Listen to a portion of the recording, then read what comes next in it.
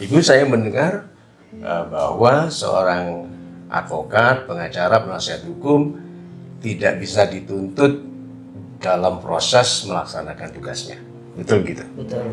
Nah, kapan seorang advokat ini kebal hukum dan kapan dia tidak lagi kebal hukum di dalam proses pekerjaannya ini?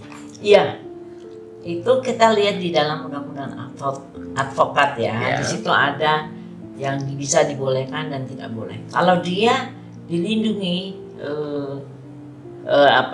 dalam hal melakukan pembelaan, perlindungan yang benar terhadap lawyer, terhadap kliennya, itu dilindungi. Ya maksudnya dia melakukan misalnya gugatan, melaporkan polisi sesuai informasi dari kliennya.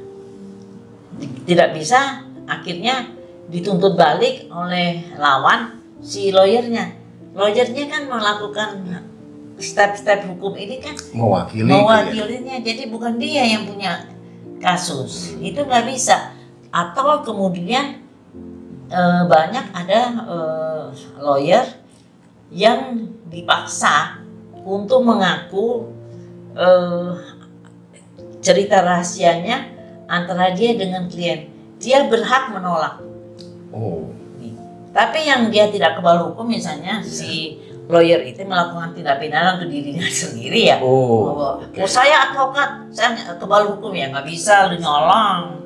Gitu. Jadi kalau dia sebagai subjek hukum melanggar hukum ya tidak. Tetap sama dengan yang lain. Kalau dia sebagai subjek hukum melakukan tindak pidana, kalau dia mengutang ya tetap. Tapi kalau dia melakukan bukan subjek hukum tapi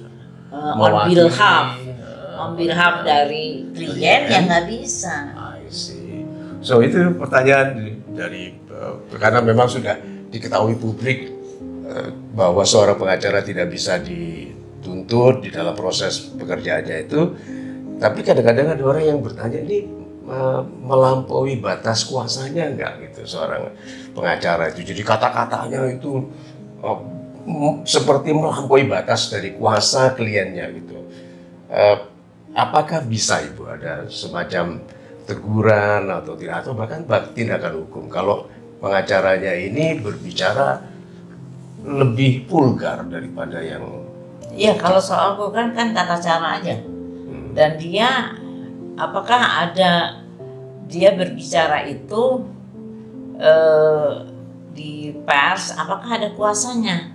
Itu harus dilihat. Apakah dia dapat kuasa untuk bicara di pers? Satu, ya. Kalau dia tidak ada, dia harus bertanggung jawab atas dirinya sendiri. I see. Di situ kekebalan hukumnya hilang karena dia tidak dapat kuasa untuk bicara di publik.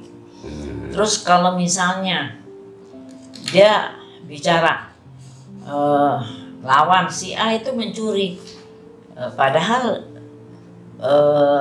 faktanya, buktinya tidak ada bukti bahwa A itu mencuri, tapi dia ngoceh-ngoceh sendiri. Dan itu kan misalnya akhirnya dilaporkan, kan pasti dilaporkan kliennya.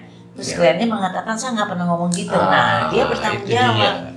Berarti itu inisiatif pribadi sang pengacara. Dia, dan otomatis dia bertanggung jawab atas kata-katanya. Mulutmu harimaumu, jangan ngarang-ngarang.